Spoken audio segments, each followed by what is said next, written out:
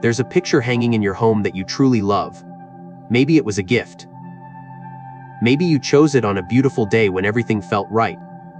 It might show a place you miss, a moment you cherish, or a dream you still hold close. But here's the part no one talks about. When something meaningful is placed in the wrong spot, it doesn't always bless the space. Sometimes it holds it back. Not because of what it is, but because of where it sits. In the world of energy and design, placement can either open the flow of comfort and abundance or quietly interrupt it. And for many women I've worked with, the picture they loved most was unknowingly placed where energy couldn't move, where light didn't reach, or where it became invisible in the rhythm of the room. Over time, that kind of blockage shows up in quiet ways: tension in the body, clutter that never quite clears, money that feels stuck, or a home that never fully exhales. This isn't about fear, it's about awareness. Because when we shift even one thing with intention, the entire space begins to breathe differently. So today, we're going to look at where that beautiful picture hangs, and whether it's time to finally move it. Part 1: Wake-up warning when beauty blocks your blessings. There's a picture hanging in your home that you probably haven't looked at in weeks. Not really looked at. It's there, framed, beautiful, maybe expensive, maybe sentimental. You walk past it every day. It's always been in that spot. It feels like it belongs there. But something about it doesn't land anymore. It fades into the wall, into routine, into the background noise of your space. And yet, it holds more power than you think. Because in every home, there are objects that either open energy or quietly block it. And sometimes, what blocks it is the very thing you love. Not because of what it is, but because of where it lives. This is the part we rarely question. We decorate based on memory or habit, or because it looked good at the time. But we don't often ask, how does this placement feel today? Energy in a home is like breath. It needs space to move, to spiral, to settle. And when a picture, especially one that holds deep emotion, is placed in a location where that energy can't move freely, the effects ripple quietly. You might feel them as fatigue, as financial delays, as clutter that keeps returning, as tension you can't explain. The painting isn't cursed. The problem isn't mystical. It's energetic. Placement shapes experience. Just like how sitting under a low ceiling can make you feel compressed, or facing a bright window first thing in the morning makes you feel awake.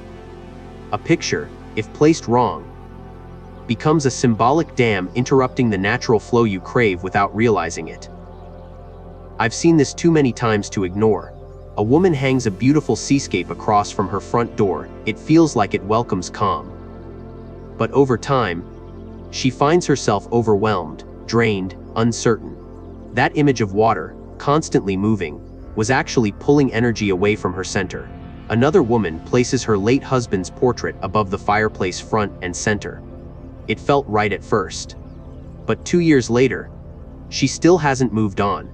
The room feels heavy. It holds her in the past.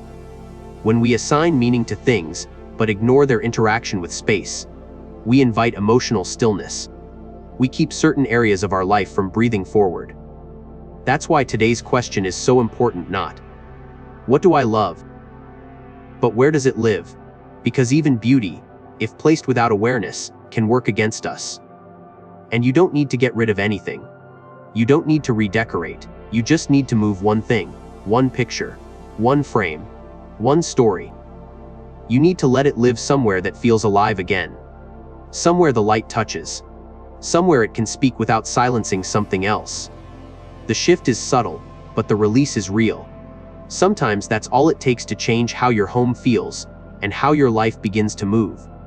So, before we talk about energy flow, or wealth corners, or the design of intention, let's begin here with the picture you walk past but never truly see.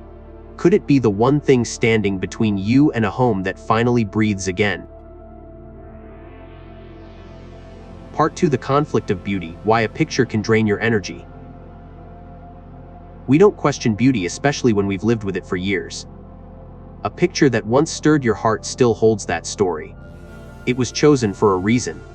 Maybe it marked a fresh chapter, a memory of someone you love, or a place that once felt like freedom. You hung it on the wall with intention. And yet, you've never asked whether that intention still fits the life you're living today. That's the conflict of beauty.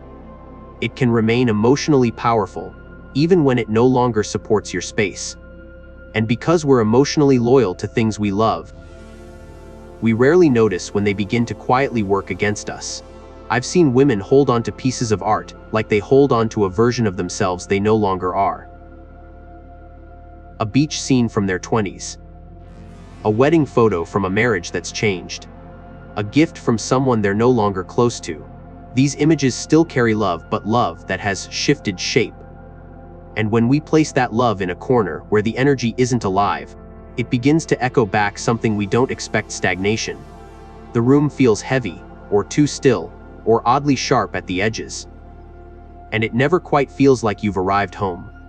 One client I worked with had a large framed photograph of her mother, taken just before she passed. It was elegant, soft, beautifully lit. She hung it in her dining room, front and center. She said it made her feel connected. But over time, she found herself avoiding dinners at the table. The room grew cold, even when filled with candlelight, and she didn't know why. Until one day, in a quiet moment, she admitted, "It feels like I'm always being watched." The grief, though unspoken, lived in that image. The energy of loss sat right where connection was meant to happen. We moved the portrait to a gentle reading nook, with soft pillows and space to remember. And within days, she began using her dining room again, not just to eat, but to gather. Energy had been returned to its right place. And so had she. A picture becomes more than decoration when it's tied to emotion. It becomes a mirror. And if that mirror reflects something no longer aligned with your current self, it doesn't just sit there. It shapes how you move through the room. Even joyful images can be placed where they pull too much energy. A bold, vibrant painting with strong reds and oranges, if placed near your resting space, may keep your body in a low hum of alertness where softness is needed instead. That's not about superstition. That's the simple truth of how color, imagery, and position affect the nervous system. Our homes speak to us constantly. The question is whether we're listening. This is why it's not enough to ask if something is beautiful. We must ask, does this support the energy I need right here, right now? Beauty without alignment can become a weight. Like a song you once loved but now can't bear to hear. Like a coat you used to adore but no longer wear, because it doesn't feel like you anymore. Homes are not museums. They are living ecosystems, and every object, every image, every piece of wall space plays a part in the emotional climate you wake up to. So take a moment today. Look at the picture that draws your eye, or the one you haven't truly seen in a while. Not just the image, but where it lives. Does it reflect who you are now, or who you were then? Does it lift the energy of that room, or does it quietly anchor it down? The answers won't shout, but if you listen gently, they'll come. And when they do, you'll know it's time to shift something. Not because you've stopped loving the picture, but because you're ready to let your home love you back. Part 3: Common mistakes where your picture shouldn't be. Mistake 1. Facing the front door. Let's begin at the very first moment someone enters your home, the front door. It's not just an entrance. It's the mouth of your home's energy. It sets the tone for everything that follows. And yet, one of the most common and overlooked mistakes in home design is placing a picture, especially one with emotional weight, directly opposite that door. It seems innocent, logical. You want the entryway to feel welcoming, and a beautiful painting might seem like the perfect greeting. But here's the subtle truth no one tells you. When you place a picture directly facing the front door, you interrupt the energy that's trying to come in. The front door is where newness enters, where opportunity finds you. It's the threshold between the outside world and your inner sanctuary. When you hang a picture right across from it, especially one with strong imagery, that artwork becomes a gatekeeper. It stands directly in the path of incoming energy, like a person blocking the doorway. And instead of letting energy flow into your space where it can nourish you, support you, and circulate it creates a bounce. A quiet resistance. The kind you don't see, but you feel.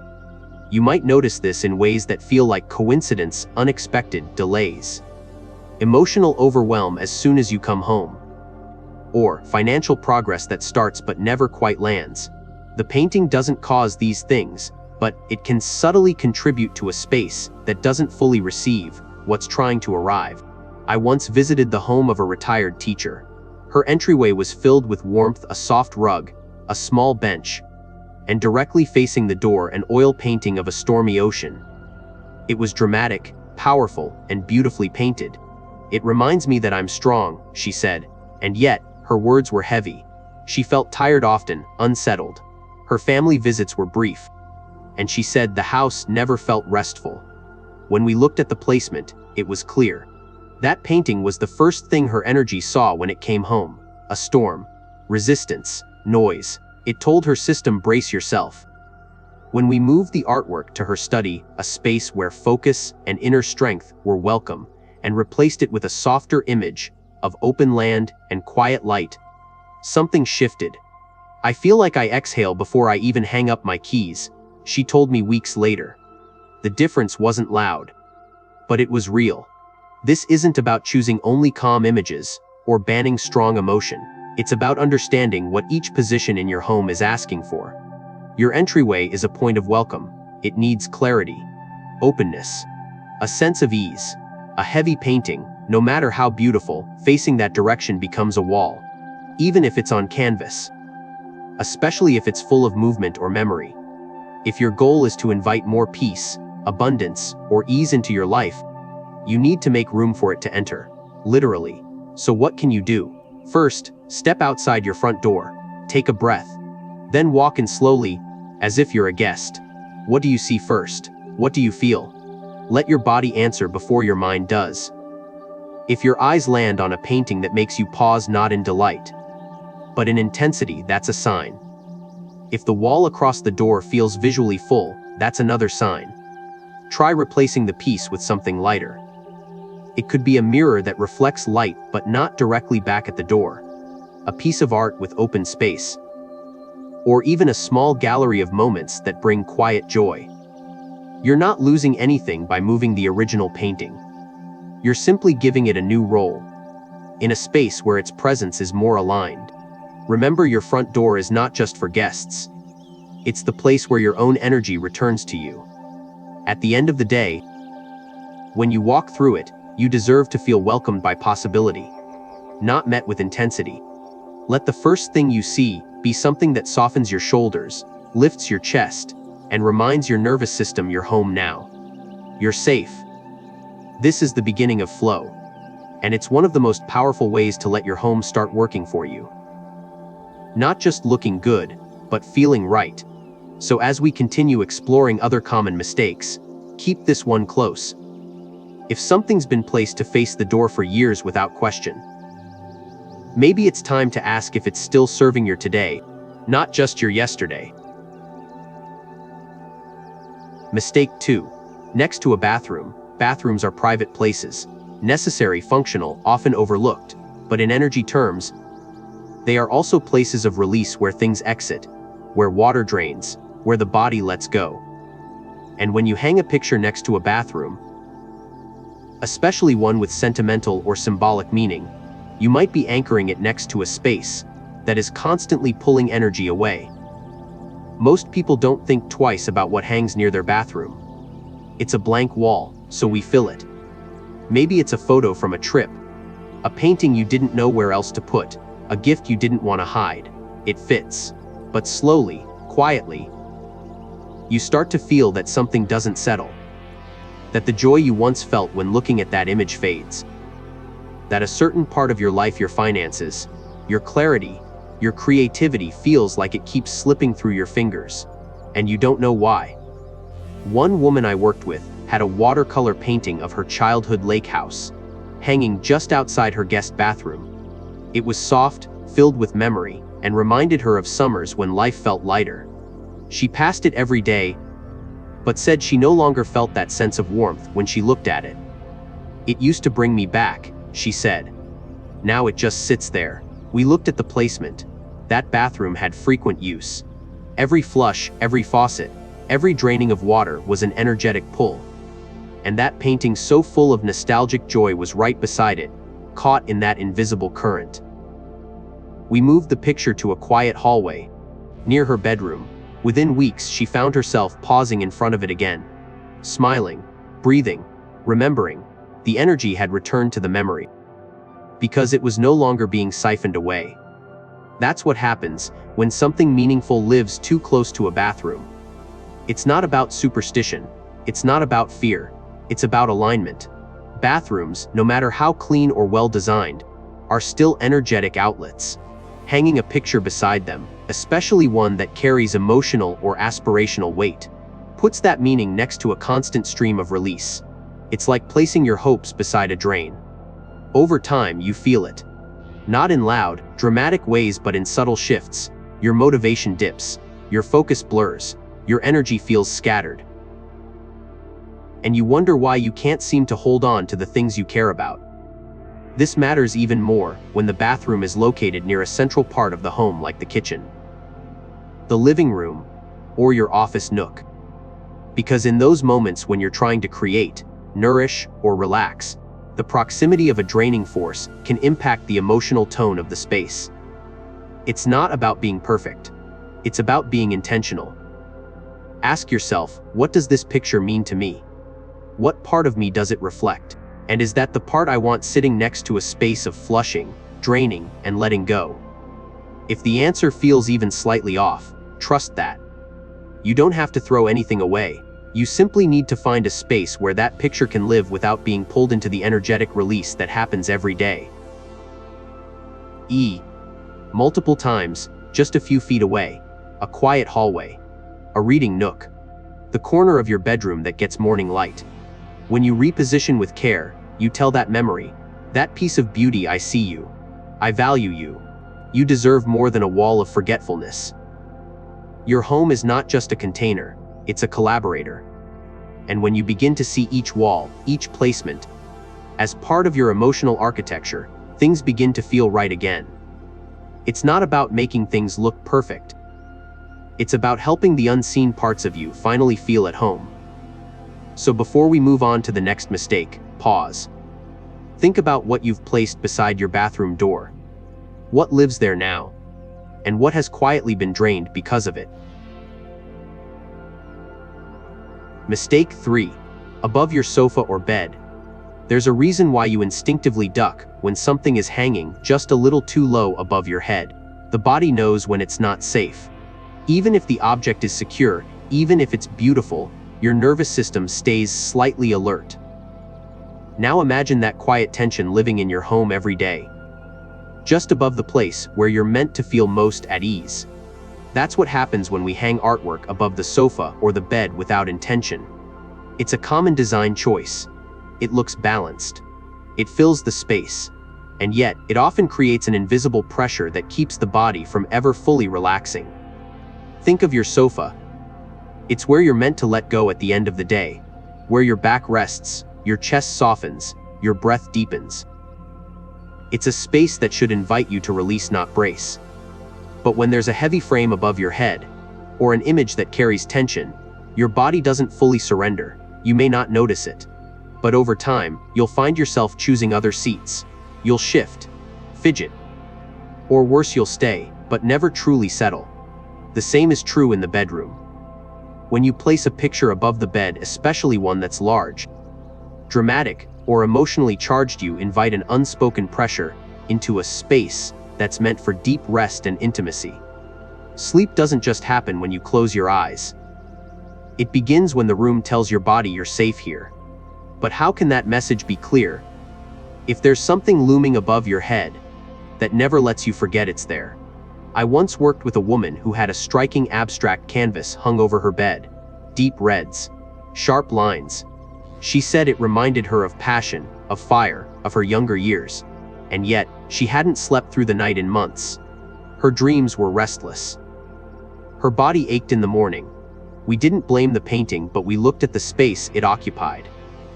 The head of her bed, the center of her recovery, held the visual energy of movement, conflict, heat. We moved the artwork into her home office, a space where boldness belonged. And above her bed, we placed a much softer image, one that made her sigh when she saw it. That same week, her sleep improved, not miraculously, but enough for her to say, "It feels like the room is finally on my side." This isn't about turning your home into a minimalist retreat. It's about recognizing that where you place things matters as much as what you place. The area above your sofa or your bed is energetically sacred. It holds your head, your heart, your center. And when you hang something there, you're not just decorating.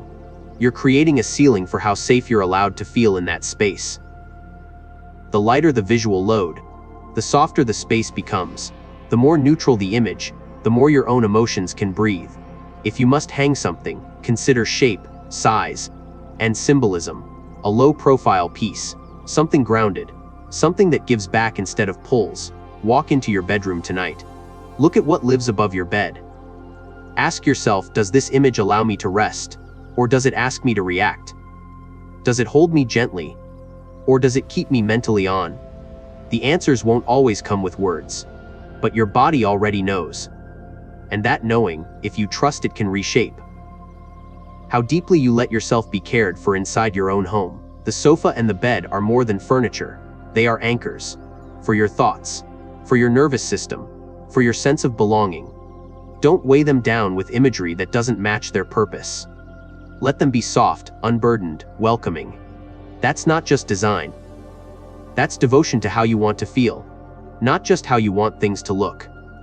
So before we move to the next mistake, pause for a moment. Sit down on your sofa, lay back on your bed, and look up. What's hanging above you, and what, without realizing, has been hanging over you? Mistake 4. Sad or lonely imagery in dark corners. There's a corner in almost every home that goes a little unnoticed. Maybe it's where the light doesn't quite reach. Maybe it's behind a chair, near a hallway, beside a staircase. A space that isn't entirely forgotten, but also never fully alive. And in these corners, we often place things we don't know what to do with, furniture we're keeping for now. Baskets of things we'll sort someday. And more often than we realize, artwork that holds quiet sadness. A photo of a loved one who left too soon. A landscape that feels cold. A painting with gray tones and solitary figures. We hang these pieces because they mean something. Because we feel they deserve a place. But here's what happens when you place a sad or lonely image in a part of the home. Already lacking energy, you deepen the silence. You reinforce the emptiness. That corner doesn't just stay dim, it becomes emotionally still. It becomes heavy, and you feel it more than you think. Homes are emotional mirrors. The energy of a space responds to what you feed it. When you place images of isolation, loss, or stillness into the places your home has already stopped breathing, you're anchoring that emotion there. Not intentionally, of course, but the effect is real. Over time, those corners become places you pass quickly.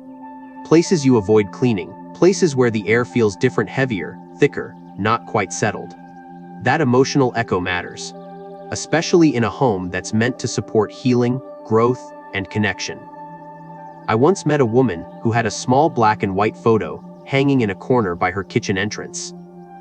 It was of a tree, completely bare, in the middle of a snow-covered field, stark, quiet, still.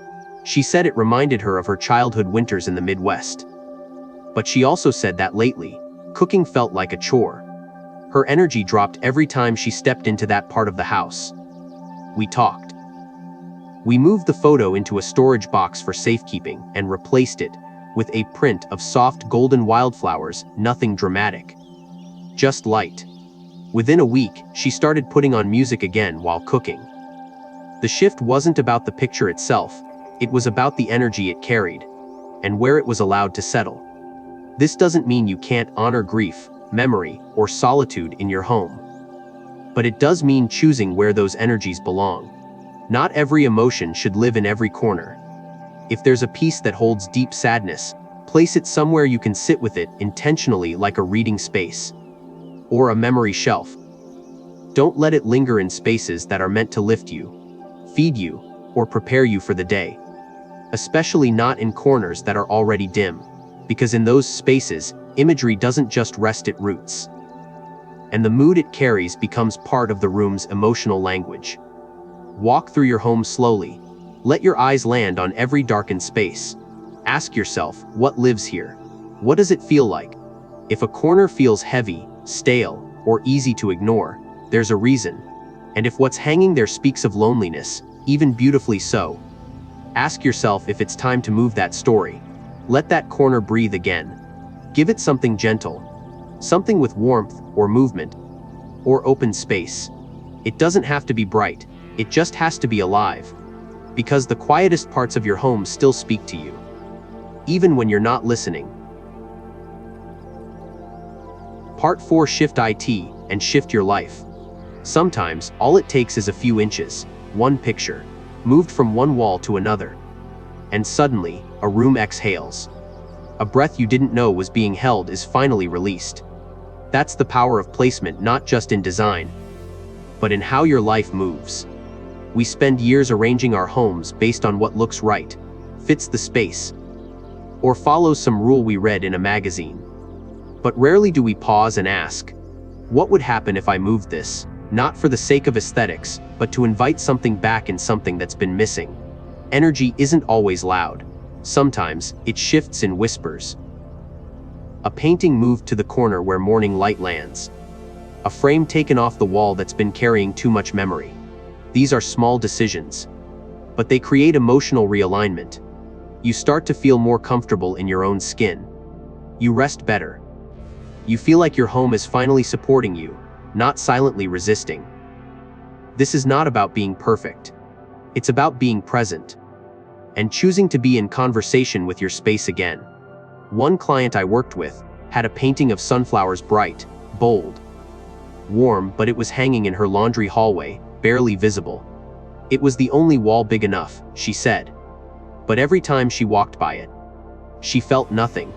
And in that nothingness, she lost connection to something that once made her smile. We moved it to the far wall of her living room, the one you see the moment you step inside. No new furniture, no redesign, just that one shift. Now it feels like my house says hello to me, she told me. One move, one moment of return. This is what I mean when I say shift it, and shift your life. Not in a mystical way, but in a deeply personal one. When you change where something lives, you change what it speaks to inside you. You give new permission for flow, for light, for meaning. And it doesn't have to be complicated. Start with these 3 simple principles. First, placement speaks. The wall you see first when you walk into a room is a message board to your subconscious. Place there what you want to feel more of: calm, warmth, strength, joy. Second, light matters. A picture in natural light becomes active, it comes alive and interacts with you. A picture in a shadow becomes passive, muted, ignored, forgotten. Don't let your favorite memories or most meaningful symbols live in the dark. Third, alignment is personal. What works for someone else may not work for you. A painting that lifts one person might drain another. Listen to your body. Trust what it tells you. If you feel tense, avoidant, or numb near a piece of art, it's speaking. And it might be time to move. This shift doesn't require new purchases. It doesn't require a design background. It requires only one thing: the willingness to feel your way through your space and adjust based on what your spirit says yes to. That's not superstition. That's deep listening. Walk your home today like it's the first time. Look at your walls not as places to fill, but as invitations. What wants to be seen? What wants to be released? What wants to be reintroduced into your line of sight? So it can reintroduce a part of you that's been waiting. A beautiful picture, placed in the right spot, becomes a source of energy. A gentle push forward. A reminder that this space is yours, and you get to shape how it holds you. So move it, even just one. Do it slowly, intentionally. Feel the shift. And then notice how the air changes, how your chest loosens, how you walk a little softer through your home. Because sometimes, when you move a picture, you move yourself back into place. Final. What we hang on our walls is never just decoration, it's memory, it's mood, it's meaning we didn't always put into words. But placement, that's where intention lives. And when we place beauty in the wrong spot across from the door, beside what drains, above where we need rest, or into corners that already feel forgotten, we send subtle messages to our homes and to ourselves. Messages that say stay alert, stay stuck, stay small, not because we want to, but because no one ever taught us to look at space as energy, as conversation. Today, you've walked with me through those small, hidden choices. The picture that greets your guests and greets your nervous system. The one that carries memory, but sits too close to a place of constant release. The heavy image above your rest. The lonely image in a quiet corner. And finally, the power of simply moving something with intention, not to erase the past, but to open space for what's next. You don't need to buy new art. You don't need to understand every theory. You only need to feel what's alive and what's no longer speaking to you. And trust that even one small shift, made with presence, can create ripples across your whole home. This is not just about energy, it's about care. How you care for the unseen. How you listen to your space. How you let your home reflect who you're becoming, not just who you've been. So thank you, truly, for being here. For listening with your whole heart. And for being open to looking at your space with new eyes. You deserve a home that holds you, lifts you, and breathes with you. And sometimes, all it takes to begin is moving one picture. Wherever you are right now, I wish you ease. I wish you light. I wish you a space that finally feels like it's on your side. Take good care. And let your walls speak with love.